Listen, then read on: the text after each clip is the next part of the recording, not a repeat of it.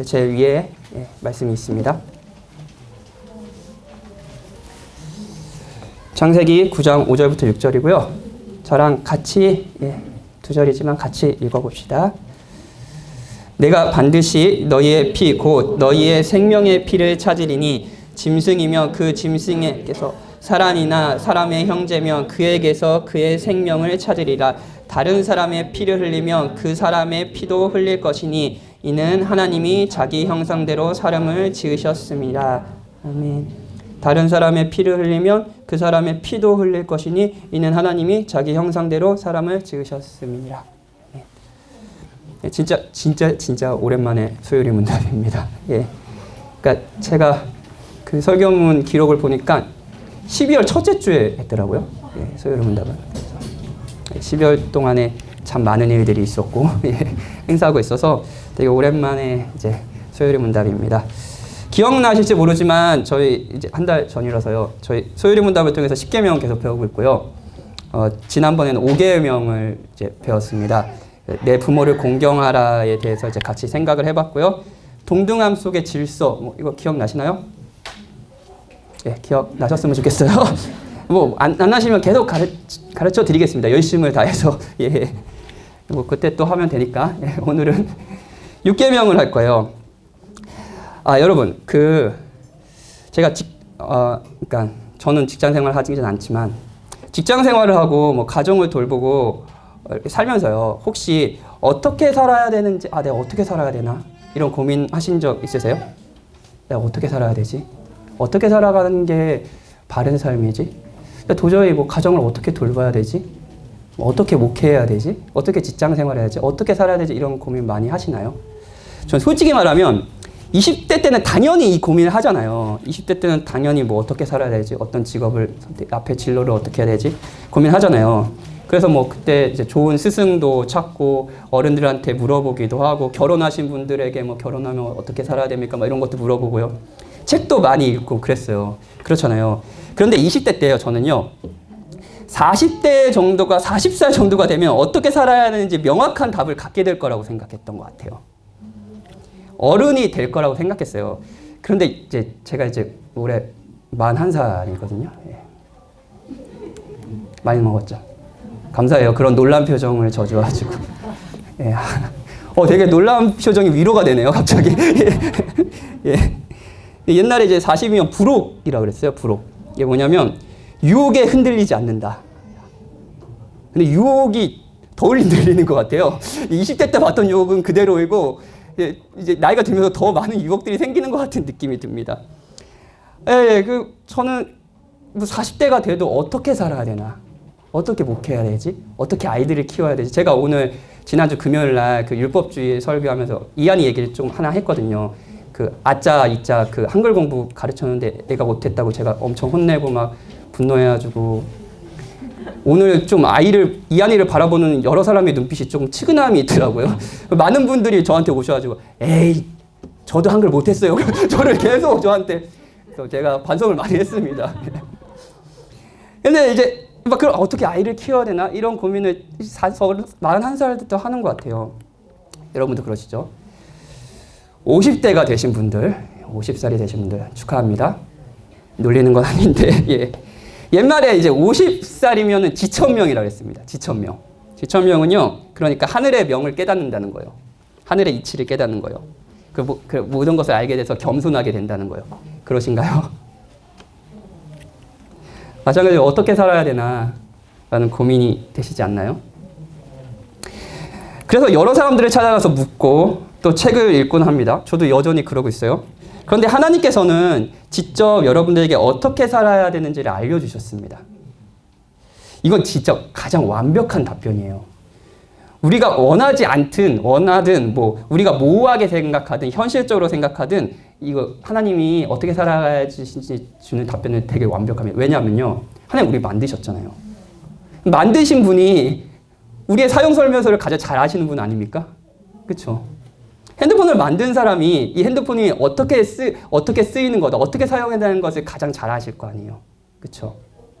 그렇다면 어떻게 살아가야 되는지에 대한 가장 여러분에게 완벽한 답변을 해주실 분은요, 여러분을 만드신 하나님입니다. 그렇죠? 그런데 감사하게도요, 하나님이요, 우리에게 진정으로 이 시간 어떻게 살아가야 되는지 알려주시길 원하세요. 그 답이 계속 궁금하셨다면 오늘 하나님께서 이야기해 주시는 박현진 설명서, 누구누구 설명서 한번 들어보셨으면 좋겠어요.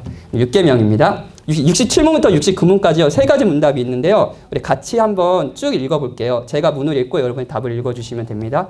문입니다. 67문입니다. 6계명은 무엇입니까? 6계명은 살인하지 말라입니다. 6계명이 요구하는 것은 무엇입니까? 6계명이 요구하는 것은 합법적인 노력을 다하여 자신의 생명과 다른 사람의 생명을 지키는 것입니다. 6계명이 금지하는 것은 무엇입니까? 6계명이 금지하는 것은 자신의 생명이나 이웃의 생명을 부당하게 빼앗거나 해하려는 모든 행동입니다. 6계명이 요구하는 것은요, 살인하지 말라라는 계명이 요구하는 것은요, 당연히 어떤 하나님의 명령이 있다면 그 명령은 이렇게 살아라고 요구하는 게 있고요, 이렇게 살지 말라라고 하는 금지하는 것이 있겠죠. 살인하지 말라라고 하는 이 6계명이 요구하는 건요, 우리가 합법적인 모든 노력을 다해서요, 자신의 생명과 다른 사람의 생명을 지키는 거예요. 합법적인, 우리가 할 수 있는 모든 노력을 다해서 나의 생명과 다른 사람의 생명을 지키라라는 게 6계명이 요구하는 겁니다. 생명을 소중히 여기고 지키는 거라는 거예요. 그러면 여기서 또 질문해야 될 게, 그러니까 생명을 지키라는데 생명이 소중해야지, 지킬 만한 가치가 있어야지 지키는 거잖아요. 도대체 생명이 뭐길래 생명을 지키라나, 이게 좀 우리들이 납득이 돼야겠죠? 아까 우리가 읽은 창세기 말씀에서 생명을 지켜야 하는 이유를 명확하게 이렇게 얘기합니다. 이는 하나님이 자기 형상대로 사람을 지으셨습니다. 이는 하나님이 사람을 자기의 형상대로 지으셨습니다. 라는 거예요. 창세기 말씀에서 생명을 해치지 말라고 그래요. 그러니까 사람의 생명을 피를 흘리게 하는 그 피로 갚을 것이니 막 이렇게 얘기해요. 굉장히 강하게 이제 경고하시죠. 그러면서 그 이유를 뭐냐면요, 사람이 다른 생물과 구별해서 하나님의 형상이기 때문이라는 거예요. 이게 조금 설명이 필요한 개념인데 많이들 익히 들으신 분도 계시고 좀 낯선 분도 계시겠지만 한번 들어보세요. 좀 최대한 쉽게 설명해 볼게요. 종이가 있다고 해봅시다. 종이가 있어요. 근데 이 종이를 이제 누가 와서 찢은다고 해봐요. 종이를 쫙 찢었어요. 저는 아무렇지 않을 수 있죠. 그렇죠? 종이를 찢나 보다. 안 좋은 일이 있나? 막 이렇게 할 수 있겠죠. 근데 이 종이가 제 설교문이에요. 자, 제 설교문이에요. 제 설교문인데 그걸 회용 형님이 저 뒤에 앉아 계시는데 회용 형님이 갑자기 딱 나오시더니 제 설교문을 쫙 찢는 거예요. 그러면 저는 기분이 나쁠까요? 안 나쁠까요? 회용 형님이 사랑합니다. 나쁘겠죠. 그냥 종이면 괜찮은데 왜 설교문을 찢으면 기분이 나쁠까요? 왜냐하면 이 설교문이 저를 반영하고 있기 때문이 아니겠어요? 그렇죠? 박현진을 나타내고 상징하기 때문이겠죠?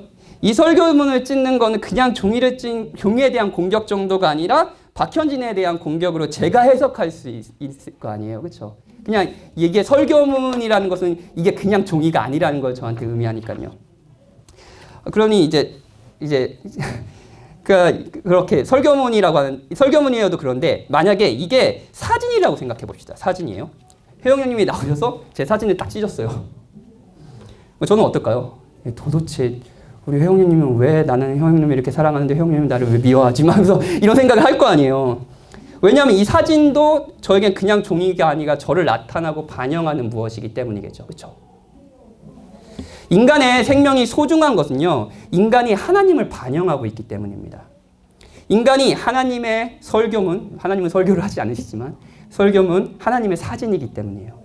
만약에 여러분이 이번 한 주 어떤 대상을 향해서 막 혐오하고 미운 마음이 들었다면 하나님은요, 여러분은 하나님의 사진을 찢으신 겁니다. 그리고 누군가 지금 나와가지고 제 설교문을 찢었을 때 느끼는 감정을요, 하나님은 받으셨을 겁니다. 이게 모든 사람이 하나님의 형상이라는 의미예요. 사랑하는 여러분, 인간을 소중히 여겨야 하는 이유는요, 하나님이 소중한 분이시기 때문이에요. 하나님은 우리에게 이렇게 명령하십니다. 너는 너와 만나는 모든 사람의 생명은 소중하다. 너희는 나의 사진이다. 그러니 너와 서로를 소중하게 여겨라. 지켜라. 사랑해줘라. 너가 할 수 있는 모든 합법적인 방법들을 다 동원해서 그렇게 해라. 이게 이제 살인하지 말라에 요구하는 거예요. 저는 뭐가 있을까요? 뭐 하나님의 말씀을 잘 연구해서 설교하는 것 이게 이제 해치는 건가 생명을 이 졸린 시간에 살리는 시간이 되길 바랍니다. 생명을 지키는 시간이 되길 바래요. 어떤 분에게는 어떤 아이를 사랑으로 잘 돌보는 것, 뭐 아자와 이자를 잘 가르치는 것이 될 수 있겠죠. 어떤 분은 맛있는 커피를 내리는 것, 그리고 다른 사람들을 기쁘게 해주는 것, 건강한 음식을 만드는 것, 어떤 분은 사람들을 즐겁게 하는 것, 어떤 분은 사람들이 앞으로 일어날 사고와 금전적인 손해를 대비해서 준비할 수 있도록 보험이든 여러 가지 방식으로 돕는 것, 어떤 분은 열악한 노동자의 인권을 대변해서 그들의 권리를 지켜주는 뭐 노동운동을 하는 것, 어떤 분은 방송을 제작해가지고 그 방송으로 사람들의 즐거움을 주는 것, 어떤 분은 조원들의 사정을 살피고 잘 사랑해주는 것, 이게 사실은 이 계명이 명령하는 겁니다. 다른 사람의 생명을 소중하게 여기고 지키고자 하는 모든 노력들이요. 이게 6계명이에요. 반면에 금지하는 것은요. 자신의 생명과 이웃의 생명을 부당한 방법으로 빼앗거나 해하는 모든 행동입니다. 자, 여러분. 자, 금지하는, 그러니까 자신의 생명이나 이웃의 생명을 부당한 방법으로 빼앗거나 해하는 모든 행동이라고 했을 때 이 금지하는 것을 읽으면서 이런 생각 드시나요? 막, 나 참 이웃의 생명을 빼앗고 해치고 있어. 이런 생각 솔직히 드시지 않으시잖아요. 딱 이렇게 이게 감이 안 오잖아요. 근데 이제 저와 여러분이 이웃의 생명을 해하는 방식은요. 때로는 적극적으로 막 폭력을 행사한다거나 이런 게 아니라요. 아주 소극적인 방식일 수 있습니다. 이게 뭐냐면요.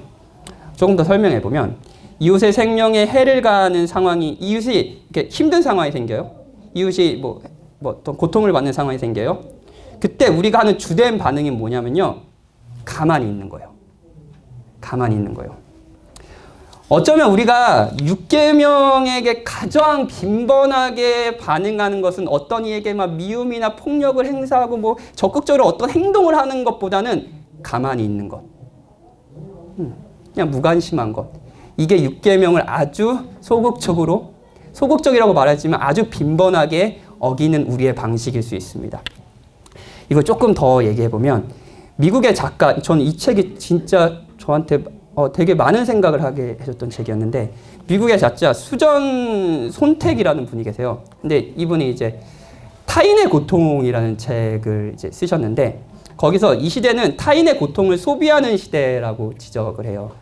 지금 이 시대가 다양한 매체를 통해 수많은 사진들과 영상을 접하잖아요. 뭐 우크라이나 전쟁이 일어나고 있어. 그 소식을 우리는 지구 반대편에서 볼 수 있잖아요. 그 전에는 사실 전쟁이 일어나도 그러니까 대중매체가 그렇게 발달하지 않아가지고 그 이제 전쟁이 일어나도 그걸 이렇게 영상이나 이미지로 많이 볼 수 없었대요. 근데 그 90년대 초반에 90년인가요? 그때 이제 걸프전이 진짜로 TV를 틀면 생중계로 그 전쟁의 상황이 중계되는 첫 번째 전쟁이었다고 하더라고요. 그러니까 지구 반대편에 일어나는 고통이요. 눈앞에 TV로 볼 수 있는 시대가 돼버린 거예요. 그러면서 어떻게 되냐면요. 사람들의 고통에 점점 더 많이 노출되잖아요. 그렇죠? 그러면서 점점 더 이 시대가 그 고통에 무감각한 시대가 되어가고 있다는 거죠. 여러분 뉴스 이렇게 보면 항상 그러니까 교통사고 났다라는 이야기 소식이 있잖아요. 뭐 이런 뉴스죠. 빗길에 요즘에 비가 많이 내리는데 빗길에 사고가 일어나서 운전자가 현장에서 사망했습니다. 뭐 이런 뉴스 일어나죠. 그리고 막 그렇게 사망하는 일이 벌어졌습니다. 이제 교통이 이제 혼잡하니 그 도로를 뭐 피하셔서 운전하시기 바랍니다. 뭐 이런 뉴스를 하면 여러분들 막 그때 막 슬프셨어요? 그냥 그런가 보다. 글로 가면 안 되겠네. 이런 생각하지 않으셨나요? 일어나서 뉴스 자주 듣잖아요. 그냥 무덤덤하게 지나가잖아요. 저도 그래요. 그런데 이게 제가 좀 무섭게 느껴질 때가 있었어요. 왜냐면요. 제가 5살 때 아버지가 그렇게 돌아가셨거든요. 그러니까 뉴스에서 나오는 그 멘트가요. 저한테는요. 저와 가정한테는요. 평생을 고통스럽게 했던 어떤 주제였다는 거죠. 어떤 사람에게 10초에 지나가는 정보였던 그 일이요. 저희 가정에게는 엄청난 슬픔이었거든요. 수전 손택이라는 분은 이렇게 얘기해요. 여러분의 마음을 살피면서 한번 들어보세요. 현대의 삶이 지닌 주목할 만한 특징 가운데 하나는 전 세계 곳곳에서 끔찍한 참사들을 그 현장에서 멀리 벗어난 채 사진이랑 영상이랑 매개체를 통해 지켜볼 수 있는 기회가 셀 수 없이 많아졌다는 사실이다. 잔혹한 행위를 보여주는 이미지들은 텔레비전과 컴퓨터의 작은 화면을 거치면서부터 이제는 점점 더 뭔가 진부한 것이 되어버렸다. 현대성의 시민들, 스펙타클이 되어버린 폭력의 소비자들, 전쟁터에 직접 가보는 위험을 무릅쓰지 않고도 그 참상을 세세히 말하는데 정통한 사람들은 진실해질 수 있는 가능성을 비웃도록 단련되어 있는 사람들이다. 좀채 마음의 동요를 일으키지 않도록 온갖 일을 다하는 사람들도 존재할 것이다. 그렇다고 뭐 뉴스에 나오는 모든 사건에 대해 내일처럼 슬퍼할 수는 없는 일입니다. 그렇죠? 세상은 뭐 진짜 고통스러운 일들이 매일 일어나니까요. 그런데 이렇게 타인의 고통에 무감각하도록 우리가 단련되고 있다는 것은 여러분 기억하실 필요가 있습니다. 그리고 이게 너무 무서운 거라는 거예요. 그리고 이게 무엇보다도 인간을 하나님의 형상으로 보지 못하는 우리의 가장 비참한 모습일 수 있다는 거죠. 저는 멀리 뉴스가 아니더라도 이런 변화가 있었으면 좋겠어요. 작년부에 여러 일이 일어나고 있습니다. 질병, 실직, 부부관계 위험, 정서적인 문제, 가난, 신앙이 없는 남편 혹은 아내. 자, 여러분은 이 모든 소식에 대해서 들으셨죠? 어떻게 반응하셨나요? 어떻게 반응하셨나요? 9시 뉴스에 짤막한 단편 뉴스처럼 듣고 계시지 않습니까? 그게 오늘 저와 여러분이 저지르고 있는 살인입니다. 우리가 하는 살인은 직접적으로 상대의 생명에 위협을 가하거나 빼앗는 행동은 아닐 수 있습니다. 오히려 그냥 가만히 있는 것, 이것이 우리가 하는 다른 방식의 살인일 수 있어요. 우리를 만드신 하나님은 그렇게 살지 말라고 명령하십니다. 여러분, 그렇게 살지 말라고 명령하세요. 나와 이웃의 생명을 지키고 소중히 여기라고 말씀하세요. 이렇게 생각하면 참 6계명도 참 어렵죠. 그냥 가만히 있는 것도 이 계명을 어기는 거라고. 그리고 이미 많은 분이 아시듯 예수님은 살인하지 말라는 이 계명의 의미를 설명하시면서 우리를 더 어렵게 만드셨습니다. 형제에게 분노하는 것, 형제를 욕하는 것, 형제를 비하하는 것 자체가 살인이라고요. 살인하는 행동뿐만 아니라 살인의 행동에 일으키는 마음의 동기, 그 동기를 죄라고 명령하세요. 그 동기를 금지하는 거예요.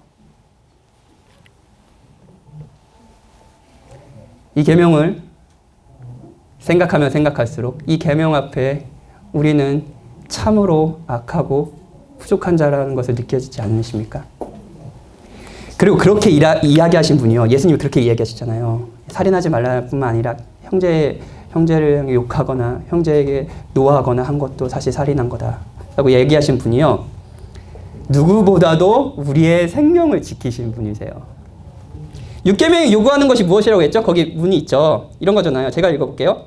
자신의 생명과 다른 사람의 생명을 지키는 거예요. 자신의 생명과 다른 사람의 생명을 지키는 거예요. 그렇죠? 그렇죠? 이게 6계명이 요구하는 거죠. 살인하지 말라.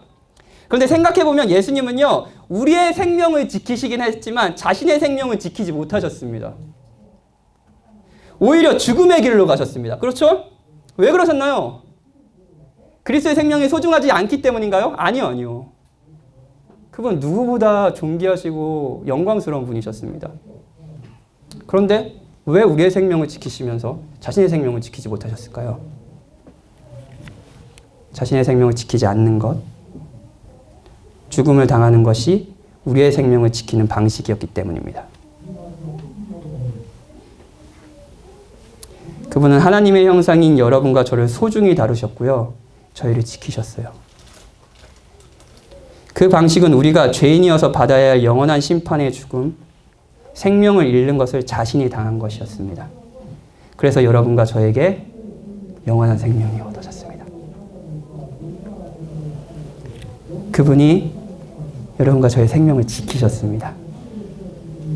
이런 분이 여러분에게 어떻게 살라고 명령하세요? 그 명령을 들을 만한 명령 아닙니까? 여러분의 생명을 지키신 그분이 저희들에게 이렇게 명령하시는 거예요. 너 자신과 그리고 만나는 모든 사람의 생명은 소중하다. 그러니 너희는 나의 사진이다. 그러니 너와 서로를 소중하게 여겨라. 지켜라. 사랑해줘라. 너가 할 수 있는 모든 합법적인 방법들을 동원해서 그렇게 해라. 이렇게 살라고